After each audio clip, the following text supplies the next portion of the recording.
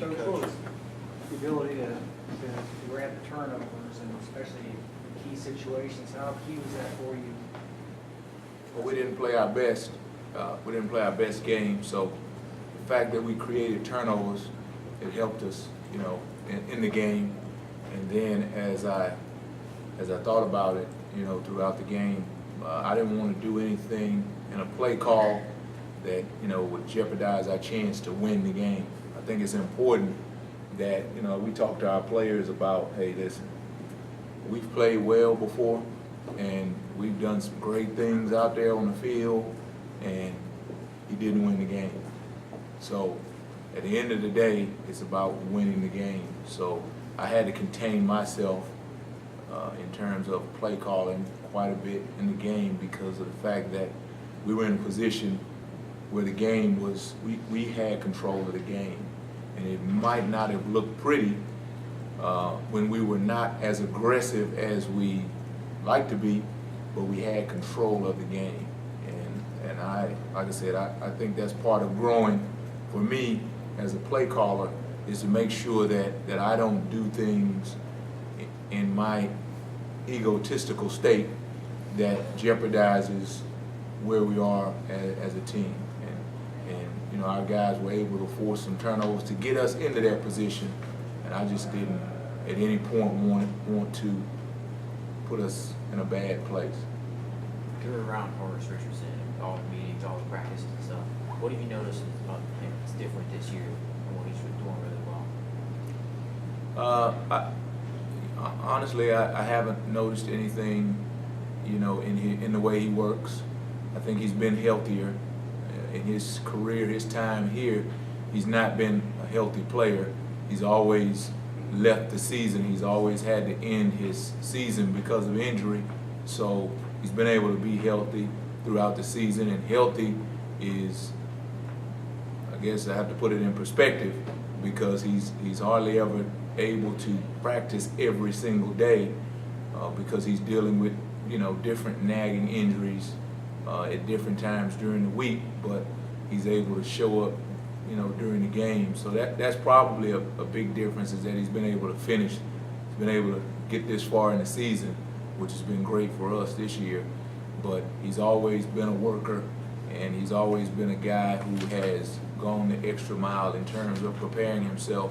And I think that, you know, as a senior, I can see in him the ability to be able to transfer what we talk about all week in the meetings, to be able to transfer that onto the field, and to be able to use the different tools that we give him as a staff and that I give him as a position coach, and just to know the right time to be able to use those tools. If you watch the entirety of the game, you see that sometimes he uses the tools in the wrong places too. But fortunately, it's just looking really good when you have 6 interceptions on the season. He and Jordan have 10 interceptions. If you throw Darian Maline's in there, you got 15. Has your secondary surprised you or exceeded your expectations this year? We really didn't have, you know, goals in terms of number of interceptions. So I just wanted those guys, as we started, and Coach Lepp, who also coaches in the secondary, we just wanted those guys to take coaching and to allow themselves to be able to, on game days, go out and do what they practiced all week, which we didn't do that a whole lot of times last year. So we didn't, like I said, we didn't have a value set in our head for, we're going to be able to get this number of turnovers, this number of interceptions. And so to see us be at this place, that's great. It's fulfilling for these guys because, like I said, they practice the same way they practiced in the past. They practiced, but now they're taking it to the field. They're taking it to the field on Saturdays in a more consistent way. It's not what we want, and that's probably why I'll keep a good job, because it'll never be perfect, but it's much better than it has been. Considering for Horace, one of the things he's really needing to do is stay healthy. Coming into the season, what were your kind of expectations for him, as far as especially skill and what he shows on the field, as long as he was healthy? Well, like I said, I think he works. He's a tremendous worker, and the thing that I had an expectation for him to be able to do, just like Jordan and Darian, was be able to take the skills, the techniques, the fundamentals of coverage, to be able to take those onto the game field on Saturday, rather than getting into the game and when the game is the offense has 7 or the opposing team has 7 points more than we do. Now I'm going to use my technique that I had in the 3rd grade or that my middle school coach taught me, and it's going to fall outside the scheme that we use, and I'm going to get myself and the defense in trouble because I'm not following the pattern that we talked about, that everybody on the defense is expecting me to follow throughout the game. Well, that's when we get in trouble. Well, these guys have shown throughout the season that they follow the pattern, that when we call cheat, which is a technique that we use, well, that means I'm going to be inside and I'm going to be underneath the number 1. Well, when we do that, they throw it right to us sometimes because they're expecting us to be on top. And, you know, in the past, we're playing cheat, and the guy who's supposed to be underneath, he's on top.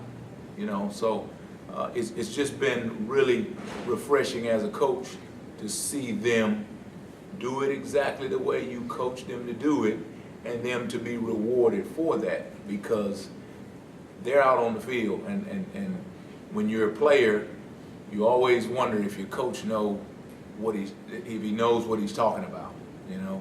So when you're able to see the things that you tell him from the sideline happen, the interception that Darian got, I said a couple plays before we went out, I said, listen, they're gonna throw the ball. It's gonna be an inside dig. You've watched it all week. Slow down. You're going too fast. You need to slow down so that you can attack and be able to make a play on the ball. He got an interception.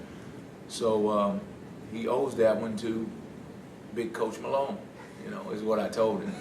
Of course, he won't give me any credit for that. He'll say he's been thinking about that interception for the last 12 years. It's had some really good performances from the younger guys, but can you talk about the seniors? The seniors, you know, on defense have really made a big impact. Can you talk about what they've done this season, kind of just overall? Well, we talked about that once before. You know, guys like Darian, guys who have played a lot of football around here, guys like Zelt Minor. They've been on the team, and they've been here. They've been eating a lot of steak, and that was mean. I shouldn't have said that. They've been on the team, you know, and they hadn't performed to the level that they are today. And so it's good to see a guy or guys who have put in work, but they just hadn't found the jewels. They just hadn't accomplished what they've been able to accomplish this season. When you're a senior, you should be a dominant player. You know, you should be. Freshmen who go out and compete at a high level and who go out and do things, that's a rarity. But seniors, they should be doing, these guys should be. We ask them to do it a little bit before their senior year, and sometimes it works out like that, sometimes it works. But when you're a senior, you should be a dominant player on your team. And that's what we're getting. Fortunately, that's what we're getting because they, in our opinions, they lay the groundwork for the younger guys. When a younger guy steps out there at safety, he knows what he's playing behind. He knows that the expectation is for there not to be a letdown when Darian is over taking a break.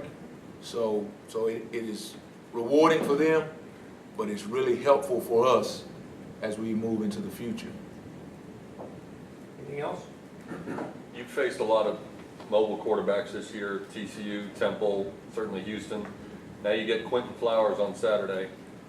How does he compare to those guys, and what does he do best, or what concerns you the most about defending him?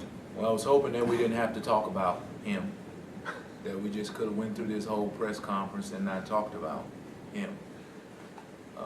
But he's definitely a challenge, and like you said, we faced mobile quarterbacks, and that's the way we'll approach it with our team, is that we've been here before, but surely if you even go back to what he was last season in our game, and as we watched him last season, he's definitely improved.